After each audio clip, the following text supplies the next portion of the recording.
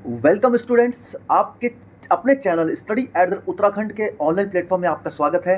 उत्तराखंड का जिला अध्ययन हम लोग कर रहे थे, जिसमें हम लोगों ने देहरादून का पार्ट 1 कंप्लीट कर लिया था। पार्ट 1 हमने देख लिया था। आज ये पार्ट 2 है और क्लास नंबर 35 है। ठीक है, तो क्लास नंबर जो हमने देहरादून का जो पार्ट 1 देखा था, उसमें हम लोगों ने बेसिक चीज़ें समझ ली थी।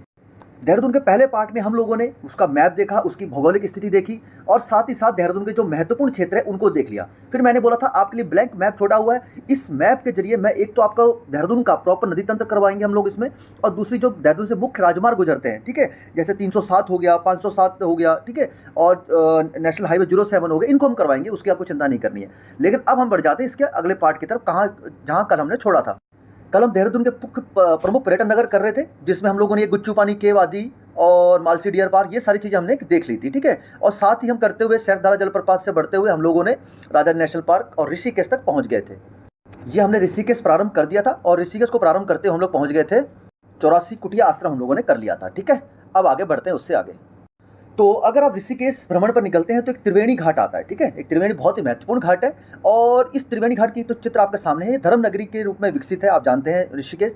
और जो पौराणिक मान्यता है ना, पौराणिक मान्यता के अनुसार यहाँ पर 3 नदियाँ गंगा यमुना सरस्वती का संगम होता है। जनरली संगम प्रयागराज में होता है, ये आप सभी जानते हैं, लेकिन आज वहाँ भी सरस्वती लुप्त हो चुकी है। लेकिन त्रिवेणी घाट में मान्यता है कि यहाँ पर कभी ना कभी गंगा यमुना सरस्वती का संगम होता है। ठीक है, ओके। और ऋषिकेश के जो धर्म नगरी है हमारी, इसमें सबसे महत्वपूर्ण एक स्थान आ जाता है, सबसे अधिक चहल पहल का अगर कोई स्थान है तो ये है स्वर्ग आश्रम। ठीक है, स्वर्ग आश्रम का क्या है कि इसमें क्या है कि आपको कई सारे रेस्टोरेंट, धार्मिक किताबें आदि आपको मिलेगा। लेकिन अब ये क्या है कि ऋषिकेश की खास बात क्या है? ऋषिकेश की खास बात ये है कि ऋषिकेश 2 भागों में पड़ता है। ऋषिकेश का कुछ भाग आता है देहरादून में, जिसमें डीडीएन लिख रहा हूँ, और कुछ भाग आता है हमारे एक डिस्ट्रिक्ट पौड़ी में। ठीक है, तो मैं ये जो स्वर्गाश्रम का बता रहा हूँ, ये ज़्यादातर इसका हिस्सा आता है पौड़ी गढ़वाल में।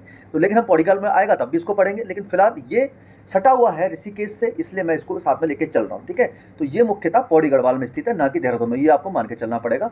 और अब आगे बढ़ जाते हैं। इसी के साथ पौड़ी गढ़वाल में ही स्थित है नीलकंठेश्वर का महादेव का मंदिर, देहरादून के समीप स्थित है। देहरादून से ऋषिकेश होते हुए, ऋषिकेश 2 पार्टों में आपको बताया था बसा हुआ है, लेकिन ये पौड़ी गढ़वाल वाले पोर्शन में आता है। लेकिन मैं इसको देहरादून में इसलिए बता रहा हूँ कि आप चीज़ों को रिलेट कर पाएंगे कि ऋषिकेश पढ़ रहे हैं तो अलग से वहाँ पर ऋषिकेश को बहुत ज़्यादा डीपली नहीं पढ़ेंगे पौड़ी गढ़वाल में, तो यहाँ ऋषिकेश को पढ़ रहे हैं। और ऋषिकेश नॉर्मली अगर आप उत्तराखंड के रहने वाले तो आपको पिक्चर आपको ऋषिकेश मतलब देहरादून ही समझ आता है। ठीक है, इसलिए हम इसको नीलकंठेश्वर मंदिर को यहाँ लेकर चल रहे हैं। ठीक है, तो इसमें क्या है, पौराणिक मान्यता के अनुसार जैसे जानते हैं शंकर भगवान ने विष पिया था, विष पीने के कारण उनका कंठ नीला पड़ गया था और नीलकंठ महादेव के प्रसिद्ध हुए थे इस प्रकार से, तो उनको नीलकंठेश्वर मंदिर भी कहा जाता है। ठीक है, अच्छा, एक धर्म नगरी ऋषिकेश के एक प्राचीन मंदिर है भरत मंदिर। ठीक है, ये पूछा जा सकता है भरत मंदिर कहाँ पर स्थित है, तो क्योंकि इसका संबंध आदिगुरु शंकराचार्य जी के साथ भी है। ठीक है, और ऋषिकेश का सबसे प्राचीन मंदिर है भरत मंदिर, इसको आप ध्यान रख के चलेंगे। ठीक है, इसमें 2 बातें हैं, एक तो ये भगवान श्री राम के छोटे भाई भरत जी को समर्पित है भरत मंदिर, दूसरा त्रिवेणी घाट के निकट ओल्ड टाउन में, तो चलो आप समझ गए। लेकिन इसमें 1398 में मुस्लिम आक्रमणकारी तैमूर ने इस मंदिर को क्षतिग्रस्त कर दिया था, ये आपको जानना आवश्यक है। ठीक है, अब ऋषिकेश में एक और महत्वपूर्ण मंदिर आ जाता है, कैलाश निकेतन मंदिर। ठीक है, मंदिर समूह की बात कर रहे हैं, अब और भी मंदिर हम पढ़ेंगे, लेकिन ये जो ऋषिकेश के अंदर जो मंदिर चीज़ें आ रही हैं उनको हम देख रहे हैं। जैसे हम ऋषिकेश गए तो ऋषिकेश से सारी चीज़ें छोड़ के नहीं आ जाएंगे ना, ऋषिकेश से सारी चीज़ें भ्रमण करके आएंगे, तो मैं भ्रमण की दृष्टि से आपको लेके जा रहा हूँ। तो कैलाश निकेतन मंदिर आ रहा है, बहुत ही भव्य मंदिर है। ठीक है, आप चित्र देख सकते हैं। ठीक है, और ये 12 खंडों में निर्मित है मंदिर। ठीक है, और 12 खंडों में निर्मित मंदिर में सारे देवी देवताओं की मूर्तियाँ विराजमान है। ठीक है, बहुत ही ज़्यादा सुंदर है, जितना बाहर से आपको सुंदर दिख रहा है उतना ही आपको अंदर से भी सुंदर दिखेगा। ठीक है, तो ये तो हो गया आपका कैलाश मंदिर। अब है एक वशिष्ठ गुफा, बहुत इंपॉर्टेंट गुफा है वशिष्ठ गुफा। ठीक है, एक बहुत ही प्राचीन गुफा है वशिष्ठ गुफा, जिसमें आप ये जानते हैं कि ऋषि मुनि इस गुफा में प्राचीन समय में तप कर रहे थे। ठीक है, और वशिष्ठ गुफा वशिष्ठ आश्रम के नाम से भी जाना जाता है। ठीक है, वशिष्ठ आश्रम अलग हो गया, वशिष्ठ गुफा अलग हो गया। ठीक है, तो ये वशिष्ठ 3000 साल पुरानी है। ओके, तो आप इसको देख सकते हैं, ऋषिकेश में ये स्थित है। ठीक है, तो यहाँ भी याद रख चलेंगे। अच्छा, ऋषिकेश में एक और महत्वपूर्ण भवन है गीता भवन। ठीक है, पूछा जा सकता है गीता भवन कहाँ स्थित है, तो ऋषिकेश में स्थित है। प्रवचन एवं भक्तिमय कीर्तन की नित्य क्रियाओं वाला गीता भवन सभी आध्यात्मिक पाठकों की पहली पसंद है। ठीक है, और सनातन धर्म से प्रेम रखने वाले, ठीक है, तो ये सारे गीता भवन में जाते हैं, वहाँ पर सनातन धर्म जैसे धर्म कीर्तन आदि का कार्यक्रम रखा जाता है। ठीक है, और दूसरी बात एक है, गीता प्रेस गीता एक गोरखपुर में प्रेस है। ठीक है, उसकी शाखा का संचालन भी इसी गीता भवन में होता है, ये भी आपको याद रखेंगे। ठीक है, एक सेकेंड।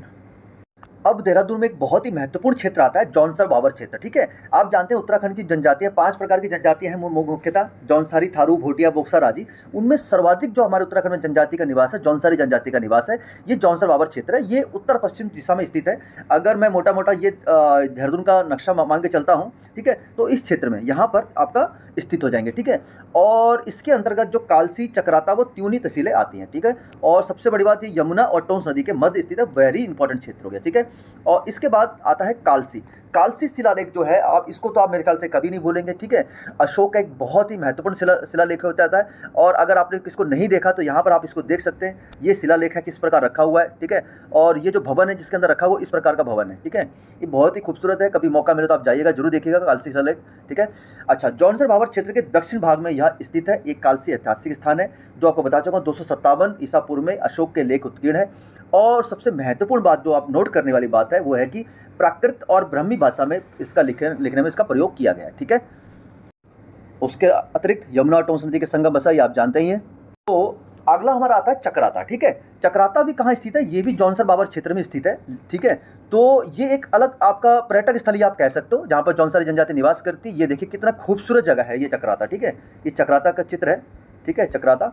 और सबसे बड़ी बात, देहरादून से केवल 90 किलोमीटर दूरी पर जौनसर बाबर की मनमोहक वादियों में एकांत बसा यह पहाड़ी शहर चक्राता एक खूबसूरत हिल स्टेशन है। ठीक है, और ये आप देख सकते हैं, इसमें बहुत ज़्यादा क्या कहते हैं आनंदमय पहाड़ी कस्बा भी है।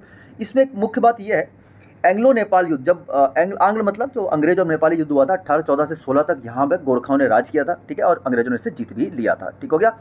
और दूसरी बात, सन 1816-17 में चक्राता में पहली बस्ती कैप्टन बिर्च द्वारा बसाई गई थी। ये आपको याद रखना चाहिए, एग्जाम में क्वेश्चन बन सकता है। ठीक है, उसके बाद यहाँ ब्रिटिश सेना की 55वीं रेजिमेंट के कर्नल ह्यूम ने 1866 में ब्रिटिश भारतीय सेना की छावनी की स्थापना भी करी। ठीक है, और चक्राता तहसील संयुक्त प्रांत देहरादून का एक जिला हिस्सा बन गया था तत्कालीन समय में। ठीक है, और चक्राता ही आपका जो है जगह एसटी की एक सीट हो जाएगी आपकी विधानसभा में।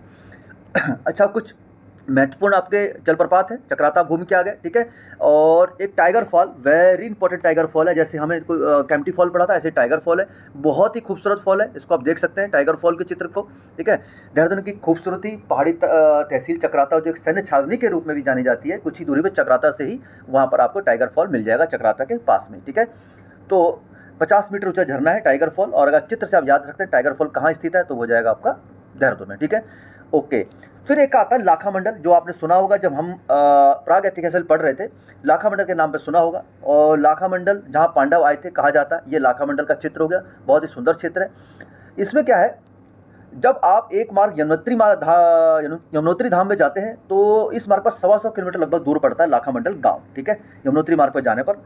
और दूसरी बात, मुश्किल से आप देखेंगे 3 किलोमीटर की पैदल यात्रा में इस गांव में पहुंचा जा सकता है। ठीक है, तो एक बहुत ही महत्वपूर्ण स्थल हो जाता है लाखा मंडल, तो ये देहरादून के अंतर्गत आता है। ठीक हो जाएगा, आगे देखते हैं मुंडाली। अब मुंडाली क्या है, देखिए मुंडाली क्या होता है, बेसिकली एक पूरी तरह से बर्फीला क्षेत्र हो जाएगा। ठीक है, बर्फीला क्षेत्र है और चक्राता से 36 किलोमीटर दूरी पर स्थित है। और यहाँ पर क्या है कि मुख्यतः यहाँ पर क्या होता है कि जो आपकी हिम क्रीड़ा होती है, स्कीइंग जिसे कहा जाता है, ठीक है, वो इसके लिए महत्वपूर्ण हो जाता है। ठीक है, तो ये हो जाएगा मुंडाली। तो हमने काफ़ी सारी चीज़ें देख ली यहाँ पर, टाइगर फॉल, मुंडाली, ठीक है, और लाखा मंडल। ठीक है, काफ़ी सारी चीज़ें हम समझ चुके हैं। इसके बाद और भी आगे हम बढ़ जाते हैं इसी के साथ। देखिए कनासर, ठीक है, ऐसा लग रहा है कि आप नई नई जगह घूमने के लिए जा रहे हैं। ठीक है, चित्रों के माध्यम से। अब देखिए कितना एक सुंदर सा आपका गेस्ट रूम बना रखा है ये। ठीक है, कनासर घने व हरे भरे जंगलों से घिरा चक्राता शहर से 26 किलोमीटर दूरी पर एक स्थान है। ठीक है, बहुत हरे भरे घास के मैदान इसमें आकर्षित करते हैं। ठीक हो जाएगा, आपको याद होना चाहिए यहाँ पर। और कोई खास इसमें बहुत ज़्यादा बात नहीं है इसमें बात करना, लेकिन सिंपल एक भाषा में क्वेश्चन पूछा जा सकता है, कनासर नामक क्षेत्र कहाँ पर स्थित है, तो वो देहरादून के में ही आता है। ठीक हो जाएगा, ओके। अब आती है बुद्धेर गुफाएं। ठीक है, बुद्धेर गुफाएं, देखिए इसमें पानी बहुत ज़्यादा, इन बुद्धेर गुफा में पानी देखिए टप टप टप करेगा, और इससे क्या होगा, इतना ज़्यादा यहाँ पर फिसलन हो जाती है ना, तो यहाँ पर एक जाने में तो आनंद लगता है, लेकिन देखिए यहाँ पे कितनी सुंदर सुंदर चट्टानें, देखिए पिक्चर में तो बहुत सुंदर जाती हैं, लेकिन यहाँ पर कितनी फिसलन है आप देख सकते हैं। ठीक है, तो आप ये जो चित्र है आप बुद्धेर गुफा भी देख सकते हैं। ठीक है, और बुद्धेर गुफा और मोइला टापा चक्राता तहसील की सबसे महत्वपूर्ण पर्यटन स्थलों में एक हो जाएगा। ठीक है, उसके बाद आ जाता है देववन। देववन एक समझ लीजिए कि आप जौनसर बाबर के चक्राता क्षेत्र से 13 किलोमीटर दूरी पर स्थित है, और देवदार के वृक्षों से आच्छादित होने का एक बहुत ही सुंदर पर्यटक स्थल है। ठीक है, अभी पर्यटक स्थल को देख रहे हैं आप, इसमें देख सकते हैं चित्र के माध्यम से। ठीक है, देववन को फिर एक मैं कवर करना चाहता हूँ रामतल गार्डन, ठीक है, रामताल गार्डन, ये भी एक बहुत ही सुंदर पर्यटक स्थल है और दर्शनीय उद्यान भी आप कह सकते हो, एक तालाब के पास में स्थित है। चक्राता शहर से मसूरी रोड पर ये स्थित हो जाएगा, तो ये भी एक आपका पर्यटक स्थल हो जाएगा। ये चीज़ें पूछी जा सकती है, जो चीज़ें हम लोग जनरली बहुत कम सुनते हैं। रामतल गार्डन कहाँ पर स्थित है, ठीक है, तो ये सब चीज़ें पूछी जा सकती है एग्जाम में। अगर हम जौनसर बाबर क्षेत्र जैसे घूम रहे हैं चक्राता वाला, तो एक मंदिर जाना कभी नहीं भूलेंगे, महासू देवता का मंदिर, ठीक है, इसे हनोल मेला, हनोल भी बोला जाता है इसको, ठीक है। तो ये एक आपको यहाँ पे चित्र दिख रहा होगा, महासू देवता का मंदिर जौनसर जाति का एक प्रमुख आपका ये मंदिर हो जाएगा, टॉन्स नदी के पूर्वी किनारे पर स्थित हो जाएगा, ठीक है, और हनोल नामक ग्राम में स्थित है। और ये समझ लीजिए कि यहाँ पे एक बहुत बड़ा मेला लगता है महासू देवता के उसमें सम्मान में, तो और जौनसारी जाति के लिए बहुत ही आपका क्या कहते हैं, कह सकते हैं कि श्रद्धा का विषय हो जाता है ये महासू देवता का मंदिर, ठीक है। और अब देहरादून के जो अभी तक मंदिर हमने कवर नहीं किए हैं, अब उनको हम लोग कवर कर लेते हैं, ठीक है। तो सबसे पहले मैं इस मंदिर को आपको लेके जाना चाहता हूँ, इस मंदिर की तरफ, टपकेश्वर मंदिर, ठीक है। टपकेश्वर ये मंदिर है, बाहर हनुमान जी की मूर्ति तो लगी है, लेकिन परंतु ये जो मंदिर है ये शिव जी भगवान जी का मंदिर हो जाएगा।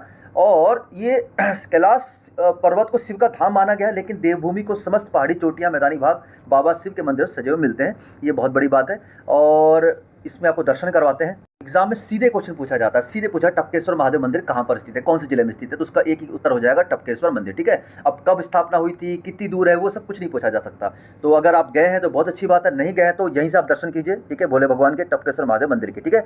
ये मंदिर का मुख्य द्वार हो गया और ये मंदिर के अंदर जो आपका शिवलिंग स्थापित किया गया है और शिवलिंग की रक्षा करते हुए नागराज महाराज, आप इसको देख सकते हैं। और मैंने तो हाथ जोड़ लिए, अगर आपकी श्रद्धा तो आप हाथ जोड़ सकते हैं। ये बहुत ही महत्वपूर्ण मंदिर हो जाता है, ठीक है। और महाशिवरात्रि के दिन तो ऑब्वियसली टपकेश्वर महादेव का दर्शन करने की सबसे ज़्यादा मान्यता है, ये तो आप जानते ही होंगे। और मैं उम्मीद करता हूँ कि महादेव भगवान आप सभी को जल्दी से जल्दी अपने एग्जाम में सफल करें और अपने लक्ष्य की तरफ आप जल्दी से बढ़ जाए और अपने माता पिता का नाम रोशन करें। अच्छा, माता के 9 शक्तिपीठों में से एक जो मंदिर आपको दिखाना चाह रहा हूँ, माँ डाट काली मंदिर, ये भी देहरादून में स्थित है, इसका भी आप दर्शन कर सकते हैं, ठीक है। 9 शक्तिपीठों में से एक है और राजमार्ग संख्या 307 पे। आप चिंता मत की, राजमार्ग हम अलग से करेंगे, उम्मीद करता हूँ अगले जो सेशन होगा उसमें राजमार्ग और नदी तंत्र वो भी हम कवर कर लेंगे, ठीक है, छूटेगा कुछ भी नहीं। और एक चंद्रवानी मंदिर है, महर्षि गौतम इसी स्थान पर अपनी पत्नी अहिल्या पुत्री अंजनी के साथ लगभग 12 वर्ष तक कठिन तपस्या करी थी चंद्रवानी मंदिर पे, ये बहुत इंपॉर्टेंट है। और 4 सिद्ध माने जाते हैं जो देहरादून के बहुत ही महत्वपूर्ण, ठीक है। तो 4 सिद्ध में पहला सिद्ध लक्ष्मण सिद्ध, दूसरा सिद्ध कालू सिद्ध, तीसरा सिद्ध माणक सिद्ध, ठीक है, चौथा सिद्ध माड़ू सिद्ध, ठीक है। तो माड़ू, माणक, ठीक है, याद रखिएगा, कालू और लक्ष्मण, इन 4 सिद्धों में एग्जाम में पूछा जाता है कि इनमें 4 सिद्धों में से कौन सा सिद्ध देहरादून में स्थित नहीं है, तो वो एक ऑप्शन कोई और आपको चेंज कर देंगे, ठीक है। और फिर आता है संतला देवी मंदिर, एक मंदिर और बहुत ही महत्वपूर्ण मंदिर आ जाता है, ठीक है, ये भी आपका देहरादून में स्थित हो जाएगा, ठीक है। इसके बारे में बहुत ज़्यादा जानकारी नहीं है तो आपको बता देता हूँ। और आपने पता है कि श्री गुरु रामराय ने यहाँ पर डेरा स्थापित किया था, मतलब यहाँ रुके थे, जिसके नाम से देहरादून के नाम मान्यता है कि उसका नाम देहरादून के नाम से जाना जाता है, ठीक है। तो यहाँ पर झंडा मेला का भी आयोजन किया जाता है। 1699 में धामावाला में जगह है देहरादून में, वहाँ पर गुरुद्वारा की स्थापना करी थी और हर साल यहाँ पर झंडा मेला का आयोजन भी किया जाता है, ठीक है। और सबसे बड़ी बात है, मुगल शैली में निर्मित इस भवन को 1707 में उनकी पत्नी, किनकी पत्नी, गुरु रामराय की पत्नी पंजाब कौर द्वारा भव्य रूप में निर्मित किया गया, ठीक है। तो आप कह सकते हैं मुगल शैली में निर्मित मंदिर है और गुरु रामराय दरबार, ठीक हो जाएगा।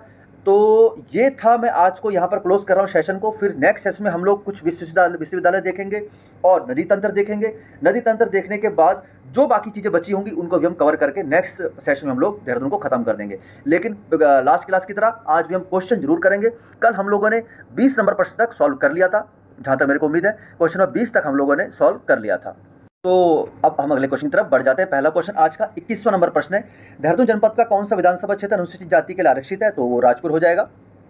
राजा राष्ट्रीय उद्यान का नामकरण ऐसे व्यक्ति के नाम पर रखा गया जो भारत के गवर्नर जनरल भी रहे, उनका क्या नाम है, चक्रवर्ती राजा गोपालाचार्य, आप जानते होंगे। द्वितीय विश्व युद्ध के समय 1942 के समय किस संस्थान का मुख्यालय बंगाल से देहरादून स्थापित किया गया, ठीक है। ये संस्थान वाले चैप्टर में हम लोग पढ़ेंगे इसको, लेकिन यहाँ पर अभी आंसर आ रहा है तो बता के चलते हैं, भारतीय सर्वेक्षण संस्थान, ठीक है।